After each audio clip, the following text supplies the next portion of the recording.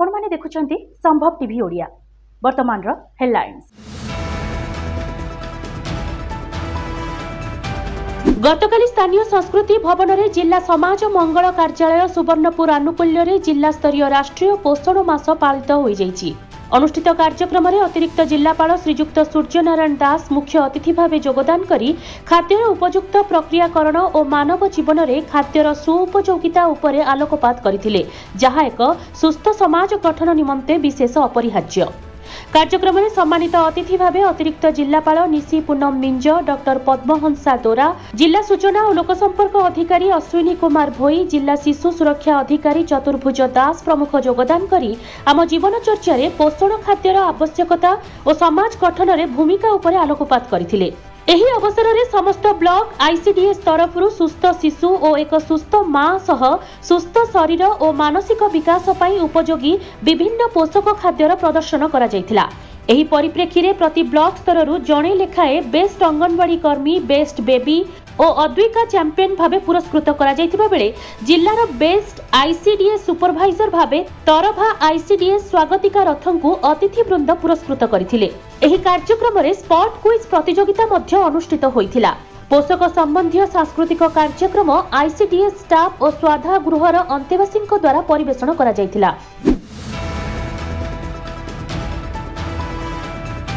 गंजाम जिला रंगेईलुंड ब्लॉक अंतर्गत ब्रह्मापल्ली ग्रामर मां बाबन देवींकर पौष पूर्णिमा यात्रा अनुष्ठित हो जाइछि।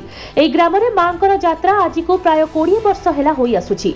एई यात्रा रे ग्रामर पूजक हृषिकेश ब्रह्मा और समस्त ग्रामवासींकर सहयोग क्रमे एई यात्राटी अनुष्ठित होइछि। एई यात्रा प्रारंभरु प्रथमे मां को निमंत्रण करी ग्राम को अणा जाई अस्थायी मंडप रे रखा जाई सेई मंडप रे मांकर पूजा अर्चना आरंभ होइथिला। एही समय रे ग्रामर ग्रामवासी और बहु मान्यगण्य व्यक्ति सेठारे उपस्थित थिले एवं ग्राम को वाद्य बाजन रे मांकर पूजा अर्चना करी शेषरे घट धरी ग्राम परिभ्रमण करी मां को विदाय करा जायथिला।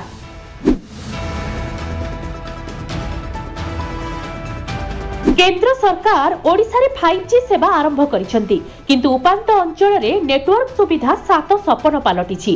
कोरापुट जिला लमतापुट ब्लॉक रे 15टी पंचायत अछि, किंतु केवल हाथ गणती नेटवर्क रही। ब्लॉक रो 90 भाग अंचल को नेटवर्क सुविधा पहुंची पारिनी। केंद्र सरकार डिंडिम पिटुछंती जे उपांत अंचल रे 4G सेवा मिलुछि, किंतु वास्तव चित्र संपूर्ण अलगा। आज भी लमतापुट ब्लॉक रे बहु उपांत अंचल अछि जेउठारे फोन रे कथा हेबा पई जंगल पहाड़ एवं गछ चढ़िबा वाली दृश्य देखिबाकू मिलुछि। 108 एम्बुलेंस सेवा पाइबा पई हेले 4 रु 5 किलोमीटर जाई आंध्र नेटवर्क सहाय्य रे खबर देले स्वास्थ्य सेवा पहुंची पारुछि। सबुठारु बड़ कथा हेला विश्व रे स्वतंत्र परिचय सृष्टि करिथिबा माचकुंड डुडुमा जलप्रपात एवं ओडिशार प्रथम माचकुंड विद्युत प्रकल्प रे 4G सेवा वर्तमान 7 सपन। पर्यटक किंबा सेठिकार अंचलवासी एवं प्रकल्प कर्मचारी आज भी सीमांत आंध्र प्रदेश नेटवर्क उपरे भरोसा करुछंती। सेथिपाई 5 किलोमीटर जीवाकू पड़ुछि। तेबे एही अंचल रे नेटवर्क सेवा केबे मिलिबो ताकू ही अपेक्षा।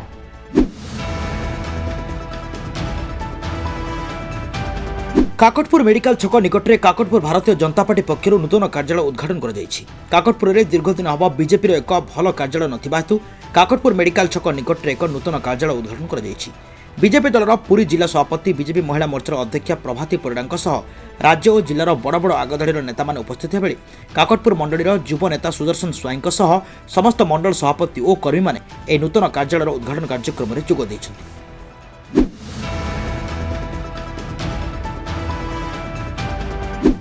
अवसरप्राप्त अनुशासन सचिव तथा स्थानीय अंचल समाजसेवी कृष्णचंद्र जेनांकर 5 तारिख राति प्राय 8टा बेले भुवनेश्वर बीजेपी नगर स्थित बासभवन में 82 वर्ष बयस परलोक हो जाइछि। भंडारीपोखरी ब्लॉक निरगुंडी पंचायत अंतर्गत मजुरीगुड़िया ग्रामर कृष्णचंद्र बाबू सरस्वता उच्च विद्यालय शिक्षकता आरंभ करी पर राज्य सचिवालय में स्वास्थ्य विभाग अनुशासन सचिव बा अंडर सेक्रेटरी भाव कार्य कर अवसर ग्रहण करते। अवसर पर मजुरीगुड़िया ग्राम एक भव्य जगन्नाथ मंदिर स्थापन करने सह समाज सेवार नियोजित थे। मृत्युशଯ୍ୟା निकटରେ धर्मपत्नी कुमुदिनी बणप तथा भुवनेश्वर महानगर निगमर पूर्वतन कर्पोरेटर प्रद्युम्न जेनाଙ୍କ समेत अन्य पुआ बहु नाती नातुणी मान उपस्थित थे। मर शरीर को जनमाटी मजुरीगड़िया को अणाଯିबा परे स्थानीय अंचल बहु विशिष्ट लोकों सह ग्रामवासी अंतिम दर्शन कर श्रद्धांजलि अर्पण करते। ग्राम परिक्रमा पर अंतिम संस्कार कर मध्यम पुत्र तापस मुखाग्नि प्रदान करते। देश दुनिया तथा राज्यर ताजा खबर पाई देखुथांतु संभव TV Odia. Like share and subscribe करंतु। କରିଥିଲେ।